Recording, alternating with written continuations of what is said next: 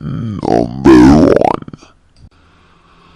So, first things first, a little background info for you guys.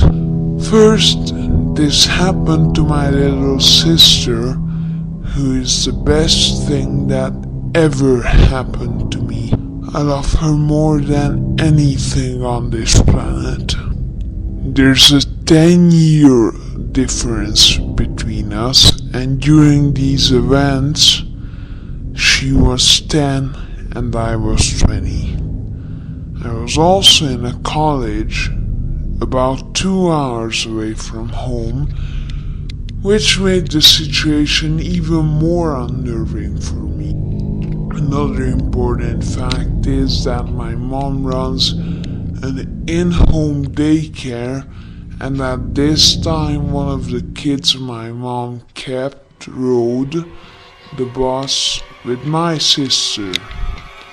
For the sake of protecting children, I refer to my sister as my sister, and the child my mom kept as age. I promise all of these facts will come together. So, one day after school, my sister is heading to her bus to go home. She ended walking on the wrong bus and noticed when she got up the stairs and realized it wasn't the same group of kids as her normal bus. She turns to get off the bus to head to the correct one when the bus driver stops and tells her to get on. My sister explained that she was on the wrong bus, and the bus driver adamantly tells her that she wasn't and to get on the bus. Note that he didn't ask her name or drop off or anything, just insisted that he knew she belonged on the bus. So my sister, being young and afraid of getting in trouble, takes a seat and proceeds to internally freak out. Fast forward to 4:30 to when the kids usually get off the bus at my parents'. Each gets off the bus as normal. She informs my mom that my sister hadn't gotten on the bus that afternoon, and my mom starts to panic. At this point, my sister has been on the wrong bus for an hour and a half, and according to her, he still made no effort at communication with her. Now here is where the story really gets unsettling. After discovering her absence, my mother calls the school and informs them that my sister didn't get off the bus. After they confirm that my sister didn't accidentally go with the car riders group, they start radioing all the buses. Now at some point, before the radio calls come in, my sister becomes the last kid on the bus. The bus driver still has not inquired about her place of residence or even her name, but is still driving her around. My sister overhears the radio calls asking any bus drivers if they have a student by the name of, and my sister's name here. My sister speaks up at this point and tells the driver that is her, that she is on the wrong bus, and the bus driver didn't respond to her in any way, and also did not respond to the radio call. Just for clarification, we have no idea when my sister became the last kid, nor do we know where he was driving or where he was driving to.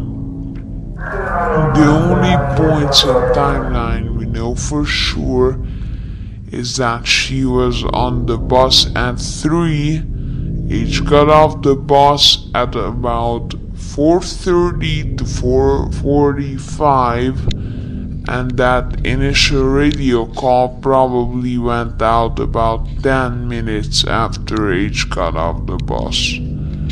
So the school contacts my mother and tells her that none of the bus drivers still on their routes have my sister on board, and that a good portion of the buses had already returned to the bus garage.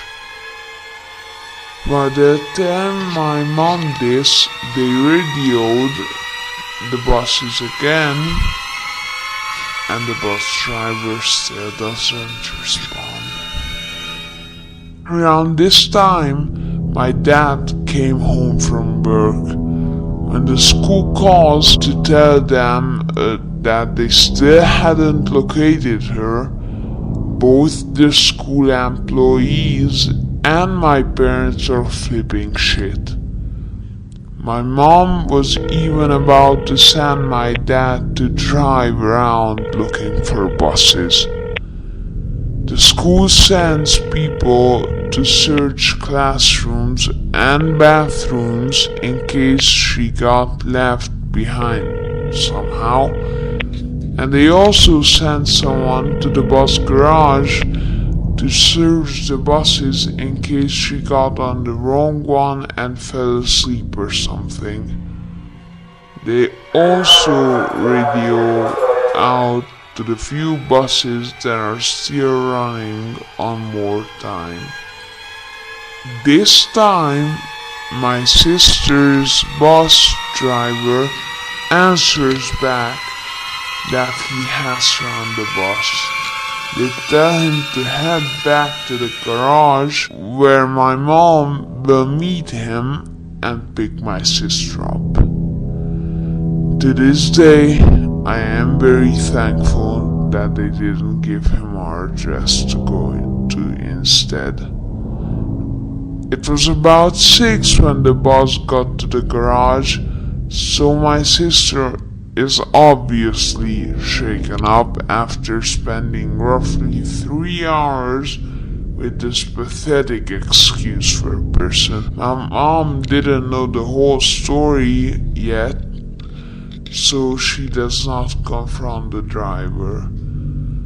When they get home, my sister relays the story to my parents, who then realize this could have turned out a lot worse. My mom calls and tells me the story after this all took place because she knew I'd be mega freaked out, and being 2 hours away would have made me freak out even more if I knew what was happening. I will never forget that haunting silence after she finished telling me the series of events, the unspoken possibilities of what could have happened being too awful to speak to life. I still feel that lead of weight of dread in the pit of my stomach, thinking what the person could have done. Then I spoke with my sister over the phone, and the mist of anxiety still lingering around her words was enough to break my heart. I sobbed once we hung up. As her big sister, I just wanted to take her pain. The next day, my mom calls to complain about the driver and tells them the story of my sister's hellish bus ride. They inform her that he had just started working for them about a week ago, and they're going to look into it. To be honest, I don't remember if they gave her the driver's name or not. What I do know, however, is that this guy quit within a week after this. Apparently just stopped showing up with no notice. My sister had gotten an iPhone for her birthday that year. I know, what 10-year-old gets an iPhone for their birthday? Which my mom forbade my sister from taking to school. After this happened, my mom made her carry it in the bottom of her book bag every day in case something like that ever happened again. I am beyond thankful that my sister made it home safe that night, as I know that a lot of stories like this don't end with a reunion. Though I'm also livid that this man had the audacity to put my sister through that. I don't want to ever imagine a life without my sister. But one thing I do enjoy imagining from time to time is beating the shit out of that bus driver. Number 2. After following this subreddit for a while, I always end up thinking back to the situation that happened to me in my childhood. I don't usually post anything, so I made an account just to share this story. This happened when I was 9. Keep in mind, I was very short, still am, and was the smallest girl in my age group, so I was an easy target to say the least. When I was young, my family moved us from a third world country in Asia to a western safe country. During that time, foreigners weren't that widespread here, so in fear of being discriminated against, my parents weren't fond of asking for help, even from police. This is important later. My family was not well off, and to keep afloat, my parents had to work long hours, often leaving me home alone hours after school. Even from the police. My family was not well off, and to keep afloat, my parents had to work long hours, often leaving me home alone for a few hours after school. I had been walking home from school with my neighbor Dan, who was my age, when I noticed he kept looking behind us with a troubled expression on his face, as if something was wrong. Every time I turned around, though, I saw no one. Whenever I asked him what was up, he just dismissed it and said nothing. Thinking back on it now, I think he didn't want to scare me.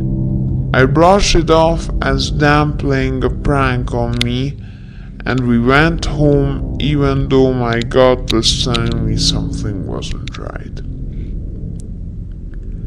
After about 20 minutes of being at home, suddenly I hear a loud knock on the door. This is very unusual, as no one usually visited, so to me, this is already a red flag.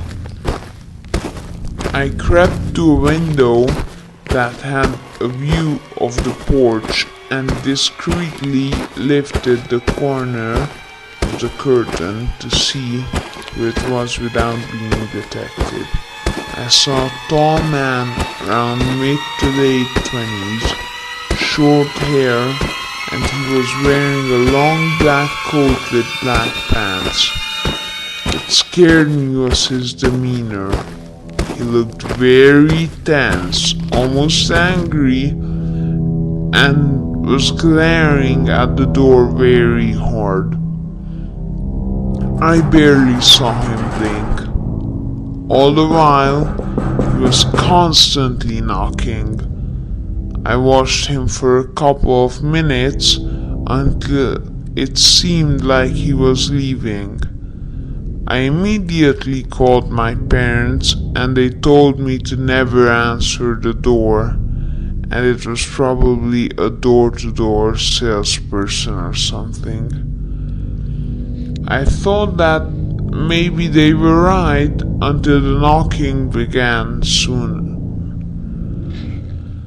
Only this time he was pounding on the door, almost as if he wanted to break it.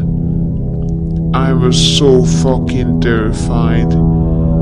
He kept pounding and pounding, and after a solid 10 minutes, he shouted, "I know you're in there, little girl."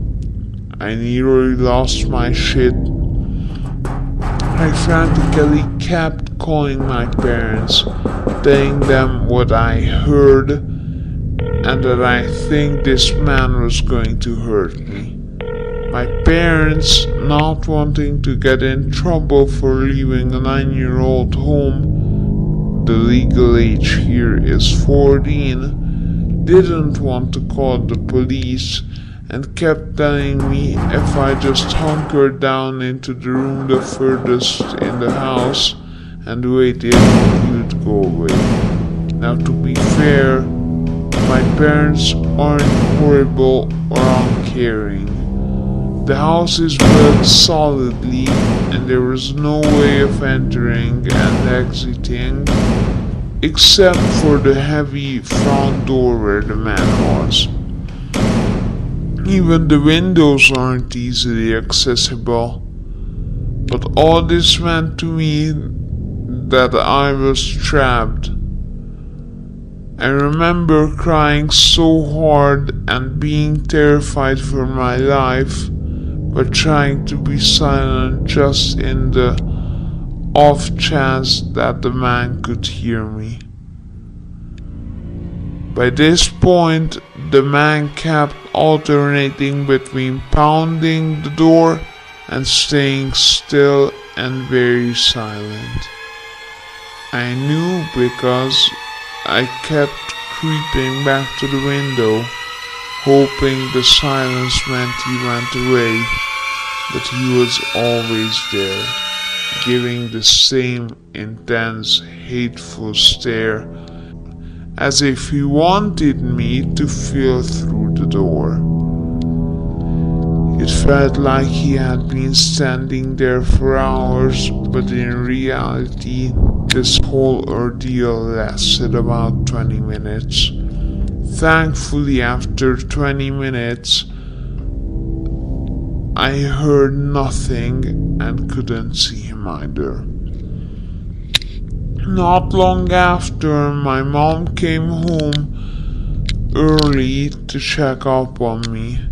She checked around the whole house, the surrounding area, and even asked the neighbors, but the man left no trace and no one else had seen him. The only sign he was there was a couple of scratches on the door.